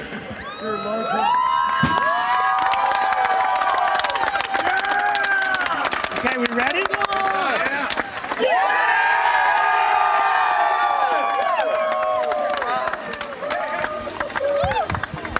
Get Coach Holloway over here. So you don't need all the points. You just need enough points. Yeah. How'd you piece this thing together? Well, I mean, it was a tough day. We had some things not go our way, but we built this program with a lot of pride and a lot of passion, and we talk about a standard that we fight to. That's what you saw today. Every time something went wrong, somebody else stepped up and got it done. Very proud of everybody to put the uniform on today. This is part of the nobody acts up on this team. 15 years on the podium straight, 6 times around, 7 championships. What makes this one unique? Well, I think the unique thing about it is, like I just talked about, like we had some adversity throughout the year. People got nicked up. I want to give a shout out to my strength and conditioning coach, Matt Delancey, Yolanda Lawrence in the training room and her wonderful staff, and them piecing people back together when they got a little dinged up. And then my coaching staff has just been phenomenal. Again, we're a team, we're a family. We talk about a standard and we fight to it every single day, and that's what you saw this weekend. You guys have done a lot of things. I don't believe until today you've won 3 in a row. What does that mean? That means we won 3 in a row. That's no significance to doing back to back for you. I mean, I'm just excited about the fact that this group of young men faced adversity. They fought through it every day, and it came down to we needed a big relay. We're in the best time of the season. We had a lot of that this weekend. Rob Gregory big in the 200, the 4x1. We were on 38-4, just get beat by 3 great teams. And I'm not trying to get any company secrets here, but you always say we just come and we're going to do what we do. What is the key to what it is that you do? I think the key is a trust and belief in the system. I think the key, more than anything else, is the fact that when we get to this time of year, they know what the expectations are. So I don't have to sit down and have meetings and be all rah-rah and all that stuff. They know that when they sign on the dotted line to be a Gator, that our number one charge is to be the best we can be at this time of the year. I was under the impression that it took great athletes and talent and coaching and motivation, but no, I just need to wear the right uniform. Is that it? Sometimes the right uniform works. We haven't lost in those yet, so we'll keep wearing them. Congratulations. Florida Gators champs again, national champs here in Oregon. 7 total titles for Florida. That ties them for 4th all-time with Oregon. That wraps it up for day 3 from here in Eugene. Congratulations to the Florida Gators, the three-peat, the 2024 NCAA Men's Outdoor Champions. Coming up next at Sports Center. Join us tomorrow here on ESPN for the Women's Championships. Coverage begins at 5:30 Eastern with field event coverage starting at 1:30 on ESPN+. For John Anderson, Dan O'Brien, RG3, Laura Overton, our great statisticians, Rich Benoit and Tom Lewis. I am Dwight Stones. Join us tomorrow for Ladies' Day in Eugene. So long, everybody.